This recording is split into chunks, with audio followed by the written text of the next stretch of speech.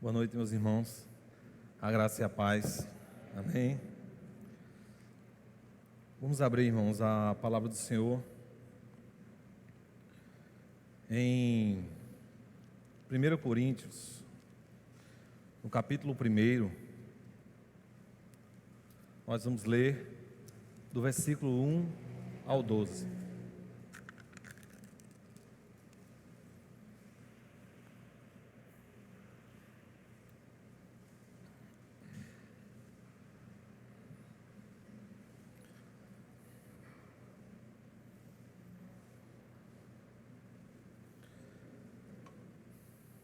Amém?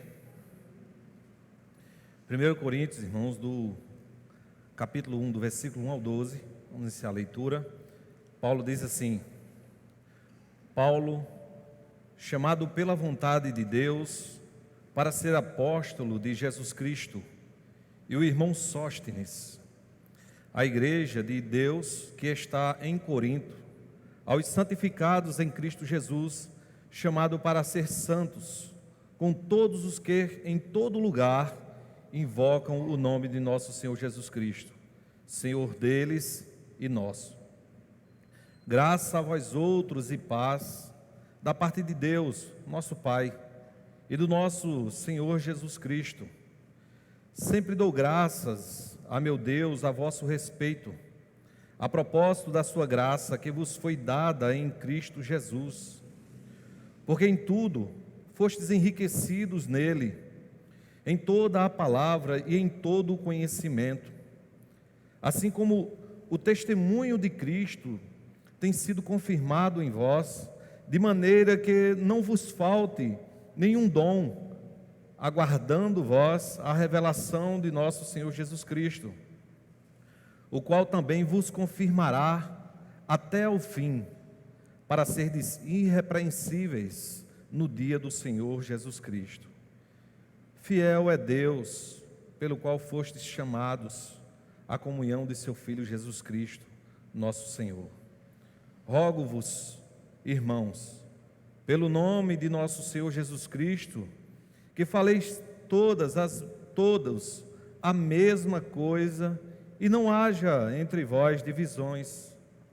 Antes, sejais inteiramente unidos na mesma disposição mental e no mesmo parecer. Pois a vosso respeito, meus irmãos, fui informado pelos da casa de Cloé, de que há contendas entre vós. Refiro-me ao fato de cada um de vós dizer: eu sou de Paulo, e eu de Apolo, e eu de Cefas, e eu de Cristo. Amém? Vamos orar, irmãos. Amado Deus, mais uma vez quero render graças a Ti com Tua igreja, Pai, pedindo que o Teu nome seja mais uma vez glorificado nesta noite, através da Tua palavra. Te peço que eu seja um instrumento nessa noite em Tuas mãos, que o Teu Espírito Santo, meu Deus, tome a direção das nossas vidas, dessa palavra, dos irmãos que estão ouvindo, da minha voz, meu Deus, que está nesse momento, Senhor, chegando até os nossos irmãos, que o Senhor me use para a Tua glória. Não faz nenhum efeito, meu Deus, na nossa vida, qualquer palavra que possamos dizer de nós mesmos, se o Teu Espírito Santo, Pai, não nos usar. Então nós te pedimos, meu Deus, que Tu sejas glorificado, que sejas glorificado, Pai. Fala através da minha vida, fala aos Teus servos, toma-nos em Tuas mãos para a glória do Teu nome. Assim nós te agradecemos por tudo, Senhor, no nome santo de Jesus. Amém? Antes da introdução da palavra, irmãos, eu quero oferecer esse culto com ações de graças, pelo procedimento que eu fiz para quebrar as pedras do rim, e já expelei muita pedra. Hoje mesmo, logo cedo, comecei a botar uma quantidade de pedra, e quando voltei do culto pela manhã, passei o dia expelindo pedra, de modo que assim eu me alegrei muito, Foi uma quantidade que eu nunca tinha colocado tanta pedra para fora, não senti dores, e eu quero render graças ao Senhor, porque não passei pelo procedimento da cirurgia que eu estava, digo irmãos, com tanto medo. Já passei por algumas cirurgias e não é uma das coisas mais agradáveis. É ruim, é invasivo, é chato, é doloroso, a recuperação é demorada e muitas vezes a gente acorda, ali aflito. O que foi que aconteceu comigo, pelo que o médico tinha feito na minha primeira cirurgia de rins, que fui fazer uma incisão de um corte de 2 ou 3 centímetros e acordei com um corte de 16 centímetros, Isso é terrível, isso é difícil, isso é doloroso, mas louvado seja Deus, que agora aconteceu tudo diferente. Amém? Irmãos, nós vamos meditar um pouco a respeito da igreja de Corinto. Uma igreja um pouco complicada, mas a nossa meditação nessa noite é exatamente isso, Uma igreja complicada, que dá muito trabalho ao pastor. Nós vemos aqui o peso que muitas vezes um pastor carrega e que isso não está a par, do nosso conhecimento, e nós não temos acesso muitas vezes daquilo que os nossos pastores passam, e todo o trabalho que é desenvolvido dentro de uma igreja para que nós possamos simplesmente louvar a Deus. Às vezes nossa preocupação, nossos pensamentos é que o pastor se preocupa apenas em estudar a palavra, E nós não temos noção de quanta guerra o pastor sofre em si para conduzir o povo de Deus. E também nessa palavra nós vamos entender acerca desse amor que Deus tem a essa igreja imperfeita, falha, que muitas vezes erra, mas que através desse amor de Deus se levanta e continua andando. Através da misericórdia do Senhor, essa igreja continua de pé, e louvado seja Deus. Então, irmãos, a igreja de Corinto é uma igreja que, às vezes, quando nós lemos a carta, aparentemente é que foi pego todos os crentes das outras igrejas, pegaram todos não, os piores crentes, e levaram para a igreja de Corinto. É uma igreja que a gente percebe pela carta de Paulo, muitos momentos, sendo uma carta bem pesada, sendo uma carta que Paulo, é como se ele às vezes estivesse lutando um pouco com a igreja, e essa luta às vezes nós não percebemos, e quando Paulo ele escreve essa carta, eram alguns problemas que estavam acontecendo exatamente na ausência do pastor Paulo. Claro que existia uma liderança aqui que estava tomando conta da igreja, mas na ausência de Paulo, esses irmãos eles começam a aflorar mais os seus problemas, aflorar mais a carne, como nós sempre falamos, e começa a agir de uma maneira, irmãos, um pouco até, podemos dizer o seguinte, mundana. E nossa primeira reflexão nesta noite é exatamente acerca disso. Quem somos nós na ausência dos nossos pastores? Quem somos nós, irmãos, quando não estamos sentados no banco da nossa igreja? Quem somos nós dentro do nosso trabalho?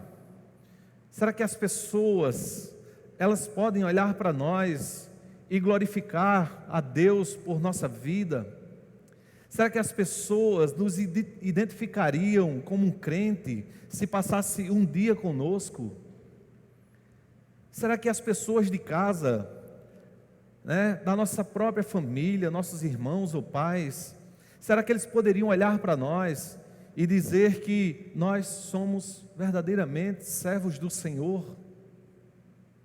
Há uma grande necessidade de nós avaliarmos a igreja de Corinto mas não sem avaliar a nossa própria vida. Porque as Escrituras, ela vem exatamente com esse propósito de glorificar a Deus, de conhecermos a Deus e de analisarmos a nossa vida através daquilo que foi escrito. Então, o primeiro pensamento é esse: quem somos nós quando nós não estamos, nesse local que de certo modo nos protege?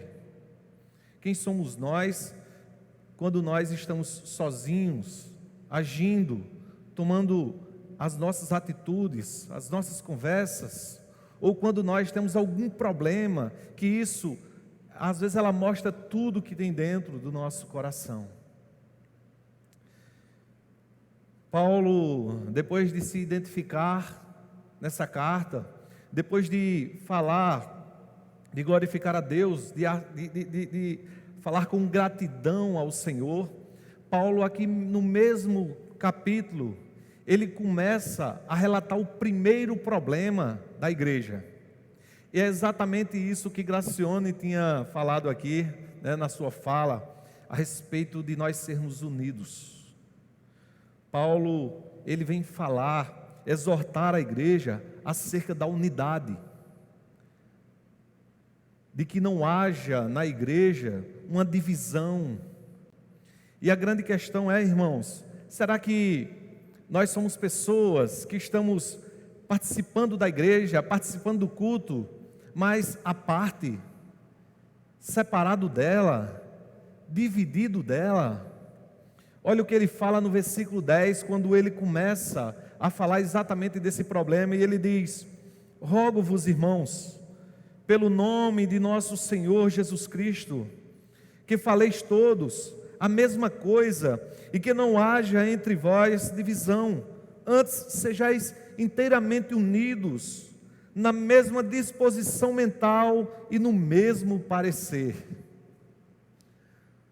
O que Paulo vem trazer aqui às nossas vidas nesse momento é que nós viemos falar todos a mesma coisa. E eu fiquei muito pensativo acerca disso, irmãos.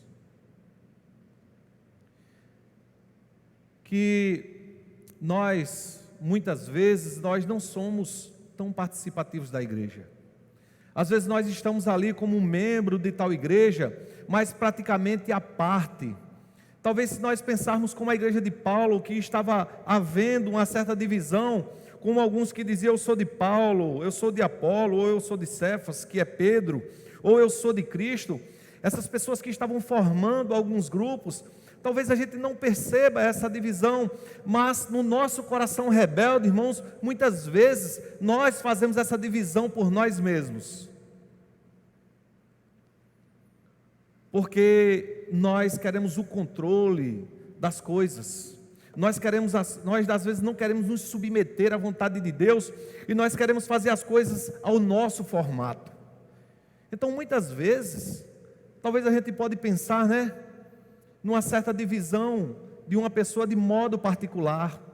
Alguém que chega assim e diga: eu gosto muito do louvor, eu vou mais cedo, vou ouvir o louvor, e eu só vou ouvir a palavra se for tal pastor. Se não for tal pastor, eu não quero ouvir a palavra, eu não vou ficar porque eu não gosto da palavra que ele prega, ou eu não gosto de tal pastor. Outros, podem chegar e dizer: eu não gosto do louvor, eu vou depois do louvor, eu quero ouvir apenas a palavra, e se for tal pastor. Quando nós começamos a pensar nisso, nós começamos a, talvez, irmão, analisar que nós não fazemos tanta parte assim da nossa igreja, que talvez eu não seja um corpo com essa igreja, ou com qualquer igreja que eu vá. Existem pessoas que de maneira particular, ela passa a vida toda pulando de igreja em igreja, porque ela é uma pessoa que no seu coração, ela não consegue se submeter-se aos pastores. E toda vez que a igreja vai trabalhar acerca de alguns problemas, toda vez que a igreja vai trabalhar acerca de algumas dificuldades, para que os irmãos possam se consertar, Essas pessoas, elas vão e pegam o seu problema, botam embaixo do braço e procuram outra igreja. E depois lá, arruma mais um problema, vai em busca de outra igreja.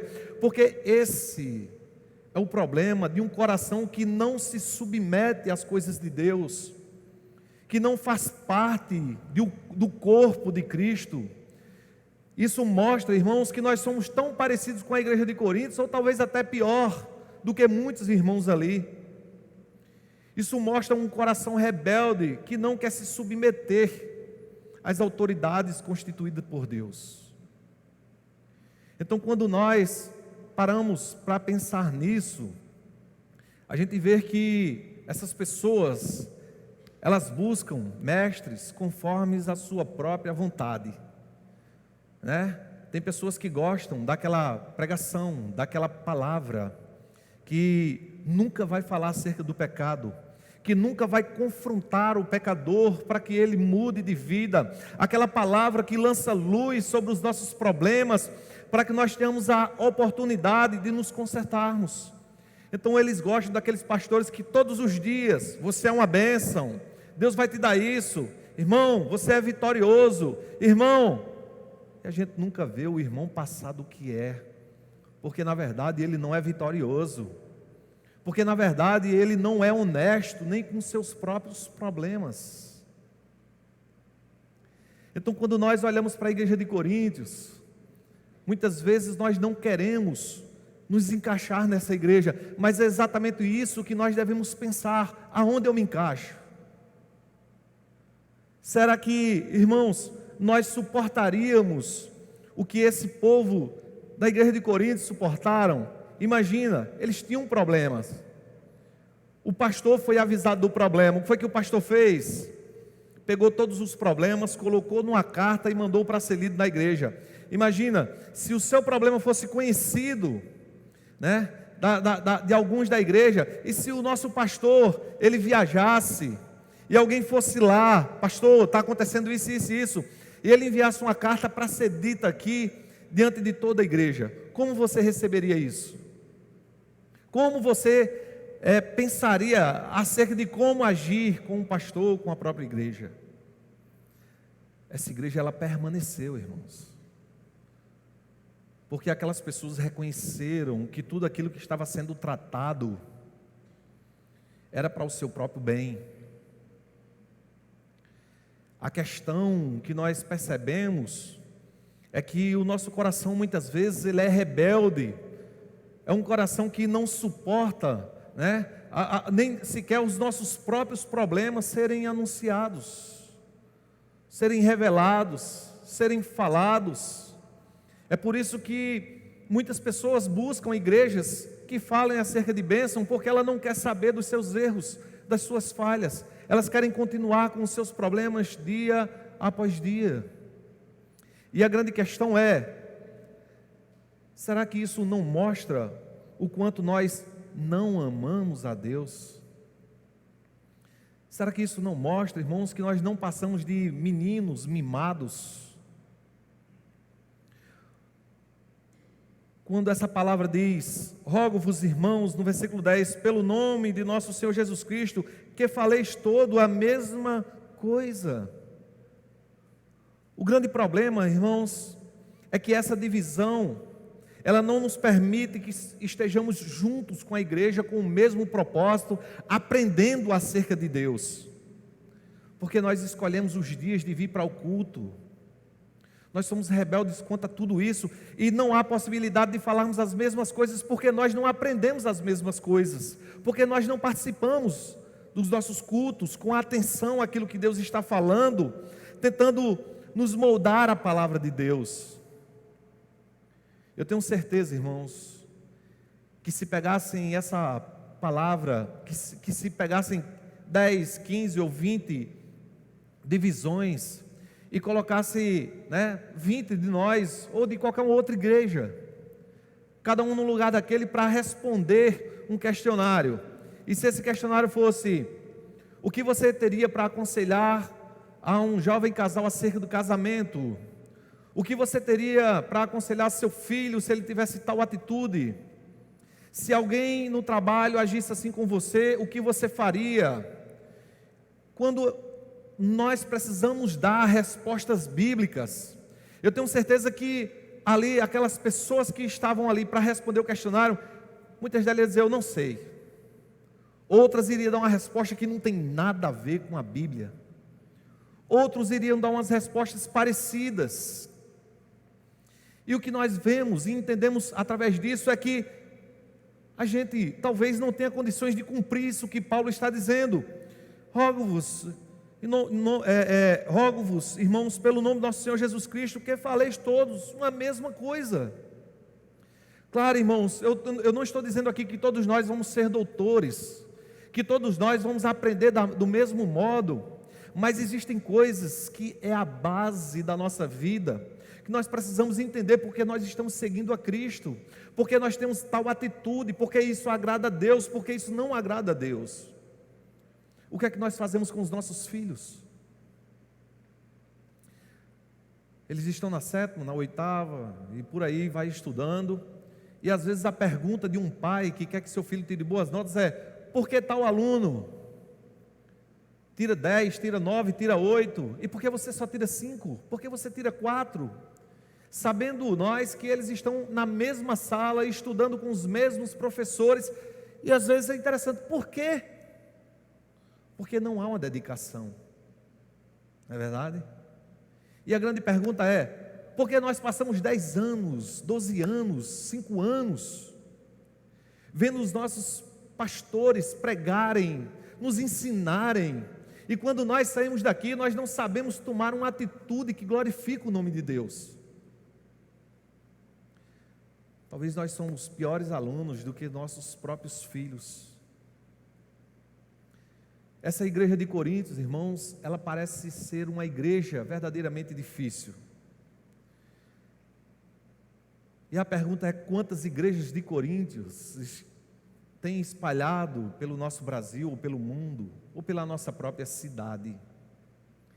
E quantas pessoas estão procurando essas igrejas para ser parte dela, porque elas não suportam a palavra de Deus?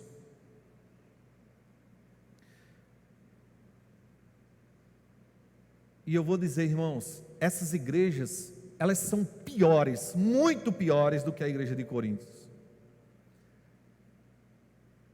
Pergunta é por quê, né? Porque, irmãos, a igreja de Coríntios tinha excelentes pastores, grandes homens de Deus na liderança, levando a palavra de Deus, resolvendo o problema da igreja, orando pela igreja.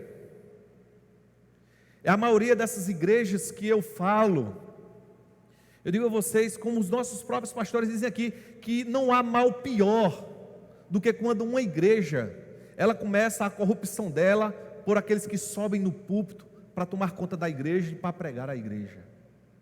Então, se você tem igrejas que são lideradas por pastores desse jeito, com o coração cheio de corrupção, que não denuncia pecado, que são pessoas que estão ali, irmãos, simplesmente para fazer da igreja um comércio, não pode existir igreja pior, porque ela simplesmente começa na própria pregação. Homens que não são usados por Deus, mas homens que se usam. Então a gente vê que essa igreja, por mais que tivesse grandes problemas, eu posso dizer que é uma igreja semelhante a muitas outras igrejas, porque nós temos problemas,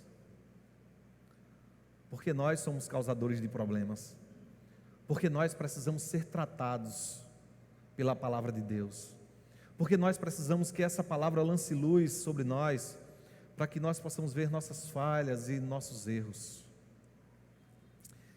E meditando nessa palavra, irmãos, eu fiquei muito pensativo acerca de se eu amava realmente a Deus por algo que me aconteceu essa semana, que eu praticamente já falei, né? Eu fiz a 2ª sessão de litotripsia. É um procedimento, irmãos, que você quebra a pedra do rim sem passar pelo corte. Você se deita numa cama que tem um corte, né? E ali sobe uma bola com uma câmera, e ela revestida de um gel, E aquela câmera é para o médico ver onde está a pedra. E aí ele começa a dar pancada em direção à pedra. Começa a dar pancada em direção à pedra. Muita pancada, irmãos, muita pancada. A pessoa apanha ali cerca de 30 minutos a meia hora. E fazia bastante tempo, irmãos, confesso, e sei que uma falha minha grande, que eu não orava por meia hora ou mais um pouco. E enquanto eu estava naquele procedimento, eu orava, eu clamava, eu meditava, eu falava alguma coisa e parava para pensar, meu Deus. E uma das coisas que veio na minha meditação, depois de apanhar muito, porque, irmãos, quando alguma coisa bate no mesmo lugar, depois de 25 minutos eu mal conseguia até respirar. Apanhava tanto que cada pancada a mais, eu ficava retorcendo, e eu sentindo todas as dores, e no meio da oração me veio a reflexão, meu Deus, será que eu suportaria, como os teus missionários, ou como os teus servos, pastores que já passaram aí por outro tempo, e que morreram por amor do teu nome, que sofreu por amor do teu nome, será que eu suportaria apanhar para te negar, porque esses homens, eles tentam bater até que você negue a Cristo. E eu fiquei pensativo, ali eu todo dolorido, apanhando muito, e eu fiquei pensando, o quanto eu suportaria, Senhor, apanhar, e será que eu conseguiria sustentar o teu nome, que sou teu servo até o final da minha vida? Porque nós sabemos que quando o Islã pega alguém, irmãos, não é uma pancadinha no rim, né? Arranca as unhas, arranca os dentes, arranca as pontas do dedo, serra uma perna, e por aí vai, e nós ficamos, e eu fiquei pensativo, meu Deus, que o Senhor tenha misericórdia da minha vida, Pai, que Tu me conceda, Senhor, um coração firme, para que se houver necessidade eu possa resistir. E aí me veio também um pensamento, né? Será que eu resisto o pecado? Lá em Hebreus capítulo 12, no versículo, se eu não me engano, 5, ele diz, irmãos, vós ainda não resististes o pecado até o sangue, né? A gente imagina que é um ponto muito pesado de resistência.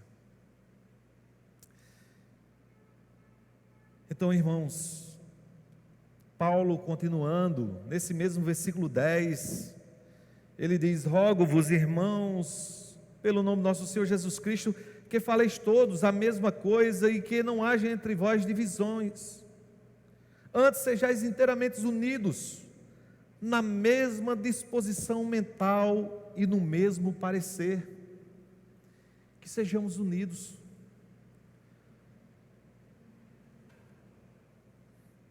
Na mesma disposição mental, ou seja, que nós vamos ter disposição na mente para servir ao Senhor, para servir a igreja, junto com a igreja, que vamos ter o mesmo parecer, onde alguém olhe para você, de certo modo, entenda que você é um servo do Senhor, que nós vamos estar ali tão envolvidos com Cristo, que a nossa vida venha refletir isso.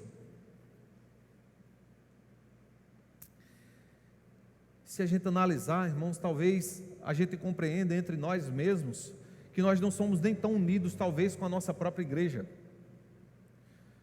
Eu vejo quando o pastor fala, o nosso pastor Rony, quando ele fala uma coisa, eu vejo que ele fala com certa preocupação, uma certa tristeza. Quando ele diz, irmãos, venha para a escola bíblica dominical e traga os seus filhos, irmãos, para a escola bíblica dominical, para que ele tenha a oportunidade de aprender acerca de Deus, para que ele seja educado nas Escrituras.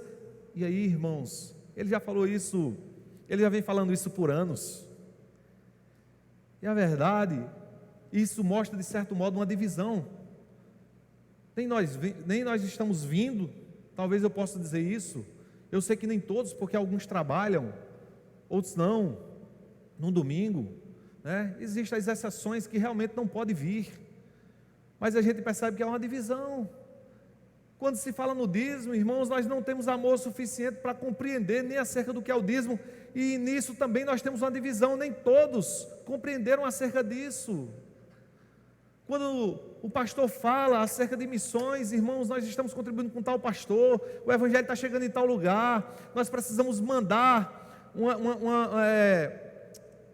um valor para determinado pastor, a nossa contribuição está muito embaixo, e nós não contribuímos. Nós percebemos que há uma divisão entre nós mesmos, que nós não estamos como um corpo, porque imagina se a metade do meu corpo quisesse correr para cá e a metade para cá, ia se dividir no meio.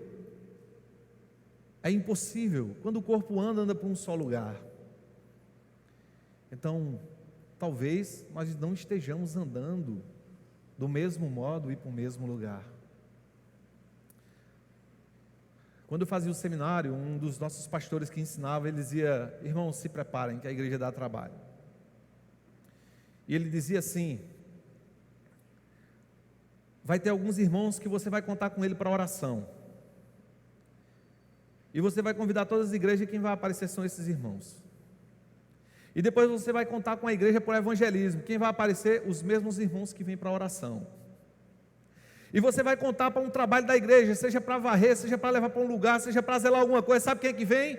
Aqueles mesmos irmãos que vieram para o culto, que vêm para a oração, que vêm para outro trabalho. Se os demais, será difícil, uma luta para você conseguir. Isso nos mostra que talvez nós não venhamos dizer: eu sou de Paulo, eu sou de Apolo, eu sou de Pedro, eu sou de Cristo, né?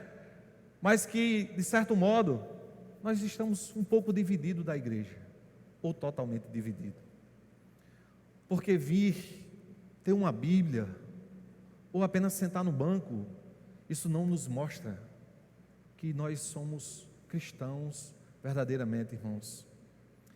E talvez isso não caia na responsabilidade dos nossos pastores. Isso é algo muito mais entre cada um de nós e o próprio Deus. E como é difícil, irmãos, como é difícil nós termos uma igreja dividida. Como é difícil, como isso pesa para um pastor, quando a igreja ela é dividida, quando ela não tem o mesmo propósito, quando o coração dela não está direcionado na mesma coisa. Isso traz tanto peso, que faz com que os pastores, às vezes, eles venham ser confrontados pela própria ovelha, porque a própria ovelha não vai agir como se fosse sua ovelha. Veja o que Paulo diz no versículo 1. Ele diz: Paulo, chamado pela vontade de Deus para ser apóstolo de Jesus Cristo, e o irmão Sóstenes. Irmãos, isso não é só uma identificação da carta, isso é uma defesa do próprio Paulo. Quando você escreve uma carta para as pessoas que te conhecem, você não precisa dizer, né, para um médico não precisa dizer para um paciente: eu estou escrevendo a você, eu que sou o seu médico, né? Eu que sou isso, eu que sou aquilo, eu que sou teu pai. Pai, eu estou te escrevendo essa carta, eu que sou teu filho. Você não precisa escrever isso, porque você sabe quem você é.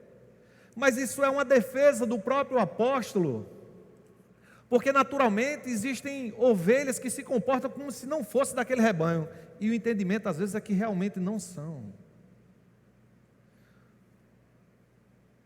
Porque como nas outras igrejas, aqui também pode, ou qualquer outra igreja, diz assim: eu estou lá porque eu gosto do pastor Rony. Não, eu estou lá porque eu gosto do pastor Jorge. Não, eu gosto é de pastor Jamerson. E por aí nós entendemos que existe, né, no nosso coração essa maneira rebelde de não se submeter à autoridade constituída por Deus, porque todos os nossos pastores são nossos pastores, e eles zelam por nossa vida, eles oram por nossa vida, eles trabalham com seu joelho no chão, com sua mente na Bíblia, por nossas vidas. Então Paulo, quando está fazendo isso, veja como a igreja é dividida, ela não consegue ter nem sequer um entendimento de quem é a autoridade, como é a autoridade daquele que está ali pastoreando a igreja. E aí, Paulo escreve essa carta, ele diz: para quem é essa carta? Para quem eu estou escrevendo essa carta? No versículo 2, a carta diz assim: escrevo a carta, escrevo à igreja de Deus, que está em Corinto, aos santificados em Cristo Jesus, chamados para ser santos. Então Paulo, ele identifica aqui que ele está mandando essa carta, irmãos, para aqueles que foram santificados em Cristo, para aqueles que foram chamados para ser santos. Sabe por quê? Porque possivelmente nem todas aquelas pessoas iam dar ouvido ao que o pastor estava exortando a igreja. Nem todas as pessoas iam querer ouvir o que Paulo tinha escrito. Embora, irmãos, tivesse muitas pessoas que amavam a Deus naquele lugar, embora tivesse muitas pessoas que certamente, tinham um desejo grandioso de cada vez mais servir ao Senhor e se submetiam às autoridades. E é por isso que Paulo diz: eu estou escrevendo aos santos, porque aqueles que são rebeldes em seu próprio coração, eles não vão se importar com essa carta, mas não tem problema. Aqueles que são santificados, aqueles que foram convertidos por Deus, aqueles que entregaram a sua vida a Jesus, eles vão olhar essa carta e vão dizer: essa carta é para mim, ela me feriu, mas o Senhor vai me curar. Essa carta tem um propósito de mudar a minha vida, e eu vou ser mudado para a glória de Deus. Então nós percebemos quão grande é a luta de um pastor, muito mais ainda com aqueles rebeldes, porque aqueles que se colocam como ovelha do seu pastoreio, ele diz: irmãos, se juntem comigo para isso. E eles se juntam: irmãos, vamos fazer aquilo, e eles vão fazer. Então a gente percebe, irmãos, como o trabalho de um pastor muitas vezes é duro e é difícil. Como nós, com simples atitudes, nós conseguimos confrontar os pastores e conseguimos simplesmente mostrar como o nosso coração ele é rebelde e como ele é contra o nosso próprio Deus. Então Paulo, após dizer para quem era essa carta, versículo 3, ele diz: graças a vós outros e paz, da parte de Deus, do nosso Pai, nosso Senhor Jesus Cristo. Versículo 4, sempre dou graças a meu Deus a vosso respeito, a propósito da sua graça que vos foi dada em Cristo Jesus. Irmãos, como esse versículo 4 mostra o amor de Deus, como esse versículo 4 mostra o amor de um pastor. Você vê que Paulo, ele não está exaltando a igreja, ele não está, irmãos, exaltando, os seus membros. Paulo simplesmente ele está dizendo, ele disse: sempre dou graças a meu Deus a vosso respeito. A gratidão de Paulo ali era a Deus, mas a respeito da igreja. E por quê? Ele diz: a propósito da graça que vos foi dada em Cristo Jesus. É como o pastor, ele estava escrevendo essa carta e estava só no começo da carta, certamente todos os problemas estavam na sua cabeça. Paulo sabia do que iria escrever, então Paulo está dizendo: meu Deus, como eu te dou graças, Senhor, por teu amor, porque o Senhor derrama graça, Senhor, sobre este povo, como tu és misericordioso, como tu és bondoso, porque você vê, apesar de todos esses problemas, a partir da visão de um pastor, imagina aquilo a partir da visão de Deus. E aí o que Paulo entende é: Senhor, e mesmo assim, tu tem derramado graça sobre este povo. Irmãos, como Deus nos ama, irmãos. Como isso é motivo de nós colocarmos nossos joelhos no chão e sermos gratos a Deus. Como isso é motivo da gente olhar com os olhos cheios de lágrimas e entender que perdão grandioso o Senhor nos concedeu.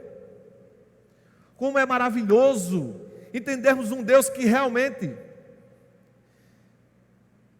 um coração arrependido, ele não avalia a partir dos seus erros, ele avalia a partir daquilo que Cristo pagou por você. Porque enquanto não houver uma avaliação a partir daquilo que Cristo fez por nós, nós estaremos condenados. É como diz alguns pregadores dos séculos passados, que eles diziam que é como se Deus colocasse um óculos e ele estivesse vendo através de uma lente, e essa lente é Cristo, e você está lá do outro lado, e primeiramente ele vê aquilo que Cristo fez por mim e por você, e isso é o que nos justifica. Então, essa palavra, Paulo demonstra esse amor de Deus, ele demonstra um amor pela igreja, Isso é um pastor que ele está mostrando ali aquele trabalho, sempre dou graças, ou seja, eu sempre oro por esse povo, eu sempre agradeço a Deus por eles estarem aqui, por essa palavra transformadora, está mudando a vida de tantas pessoas falhas, porque a função do Evangelho é essa, é tratar o nosso coração, é tratar a nossa vida, é perdoar pecadores. Então nós precisamos nos ver a partir disso, e não nos ver como pessoas boazinhas que faz a nossa parte. Nós precisamos olhar muito melhor para aquilo que nós somos.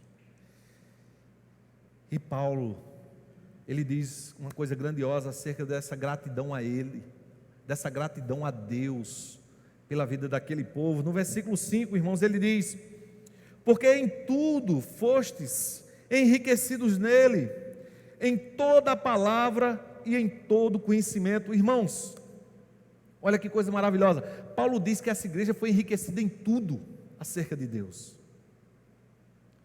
E quando Paulo está falando acerca dessa riqueza, ele não está falando de uma igreja que era rica, por estar numa cidade portuária, porque na verdade, a maioria do povo da igreja de Coríntios, era um povo pobre. Leia comigo, versículo 6 do próprio capítulo 1, versículo 26, irmãos, perdão, do 26 ao 29, Paulo diz assim: irmãos, reparais, pois, na vossa vocação, visto que não foram chamados muitos sábios segundo a carne, nem muitos poderosos, nem muitos nobres de nascimento. Pelo contrário, Deus escolheu as coisas loucas do mundo para envergonhar os sábios, e escolheu as coisas fracas do mundo para envergonhar as fortes.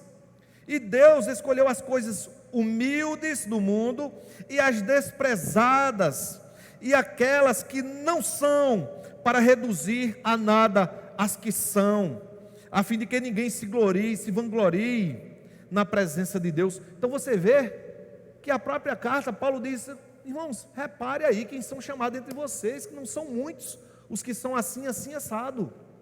Era uma igreja na sua maioria assim, pobre, simples. Então quando Paulo está falando acerca de uma coisa enriquecida, de que eles foram enriquecidos, é porque é uma riqueza que o mundo não pode comprar, que não existe dinheiro para comprar o conhecimento da palavra de Deus, o conhecimento do próprio Deus. E esse enriquecimento, irmãos, significa que o Senhor abriu os nossos olhos para entendermos essa palavra que antes a gente não conhecia. Então, por isso nós precisamos nos dedicar mais a essa palavra, porque se nós não entendermos que Deus abriu os nossos olhos para compreender essa palavra, ao qual Ele diz que nós fomos enriquecidos nessa palavra, né? E em todo conhecimento, pode ser em todo conhecimento da palavra, ou no conhecimento de Deus, porque é impossível Deus abrir os nossos olhos para conhecer a palavra sem conhecer a Ele. Então, conforme o versículo 10 que a gente vinha lendo, onde ele diz que faleis todos uma mesma coisa, se nós não tomarmos o conhecimento da palavra de Deus, se nós não conhecermos nada acerca de Deus, é impossível que a gente fale a mesma coisa, porque nós vamos ter as escrituras na mão, mas nós não vamos compreender nada acerca do que está lá, nós não vamos entender qual é a vontade de Deus, nem aquilo que Deus tem ordenado para nós. Então essa palavra, ela simplesmente diz que nós fomos enriquecidos nisso, e é um tesouro que os nossos olhos foram abertos, e que nós precisamos nos apropriar desse tesouro, para conhecer mais essa palavra, para conhecer mais o nosso Deus, para ser mais íntimo desse nosso Deus. Veja que amor, irmãos, o Senhor tem nos concedido. No versículo 6, ele diz: assim como o testemunho de Cristo tem sido confirmado entre vós.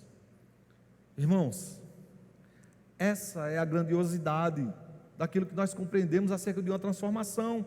Quando Paulo disse nesse versículo 10, que todos viemos falar a mesma coisa, e que não haja em nós divisões, antes sejamos inteiramente unidos, na mesma disposição mental e no mesmo parecer. Você compreende agora no versículo 6, quando ele diz: assim como o testemunho de Cristo tem sido confirmado em vós. Então, a compreensão é que se nós passamos a ser unidos em Cristo, que se nós passamos a falar a mesma coisa, se nós temos o mesmo propósito, o mesmo entendimento, o normal, o entendimento é exatamente que o testemunho de Cristo seja confirmado através das nossas vidas. Que tudo isso venha a ser algo transparente às pessoas que olhar para nós, acerca de um comportamento, acerca de uma fala, acerca do ensinamento, acerca de um conselho que nós damos, acerca das atitudes que nós tomamos. Então essa igreja, essa palavra, ela nos mostra acerca desse testemunho que foi confirmado, através disso que o Senhor nos concedeu, desse enriquecimento na sua palavra e no conhecimento do nosso Deus. Versículo 7, ele diz, confirmando esse testemunho, e ele diz no versículo 7, de maneira que não vos falte nenhum dom, aguardando vós a revelação de nosso Senhor Jesus Cristo.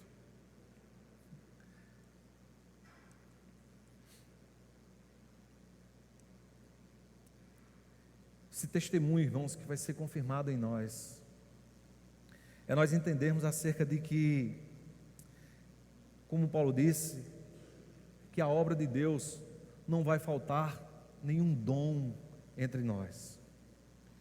Esse dom, claro, ele está falando acerca da igreja, de maneira que ela venha funcionar para a glória de Deus. E esses dons que não faltam na igreja de Deus, naturalmente, ele estava falando aqui de dom de línguas, que é o que mais logo vem à nossa mente, mas o dom de administrar, o dom de pregar, o dom de ensinar, o dom, irmãos, que muitas vezes nós não queremos dar valor e nós nem pensamos, de amar. Paulo, ele fala desse amor lá no capítulo 3, e nós sabemos disso. Ele diz, se você der todos os bens que você possui, de maneira e colocar o seu corpo para ser queimado, ele diz, se você não tiver amor, de nada lhe servirá. Então, quando ele ensina isso, ele demonstra que na igreja tinha pessoas que tinham dons, mas não tinham amor. Então nós percebemos que existem outros dons que na verdade ele vai ser demonstrado através dos frutos do Espírito. E todos os dons, irmãos, ele vai mostrar transformação de vida. Isso vai resultar nisso, para a glória de Deus. Nesses dias eu estava conversando, com minha esposa, com Kézia, e eu estava dizendo a ela, eu estava tendo umas atitudes, irmãos, bem difíceis. Eu disse a ela, rapaz, como eu estou errado. Eu não quero viver desse jeito, não quero ser esse exemplo para você, não quero ser esse exemplo para Carol, que é minha enteada, não quero ser esse exemplo para as pessoas que trabalham comigo, eu quero ser um exemplo para a glória de Deus, porque nós nos acostumamos a ser crente, e com o passar dos dias, às vezes a gente vai se acostumando e vai tendo atitudes que você tinha antes, e eu estava dizendo para ela, meu Deus, que o Senhor tenha misericórdia, o que é que eu estou fazendo? E ali a gente começou a refletir, a conversar, e simplesmente mudar a atitude, as palavras e algumas coisas, para que realmente, irmãos, nós vamos compreender que a obra de Deus, ela é uma obra que não para, ela é uma obra contínua na nossa vida, ela é uma obra que nos traz um crescimento, e que ela traz uma mudança para melhoria, e não para piora.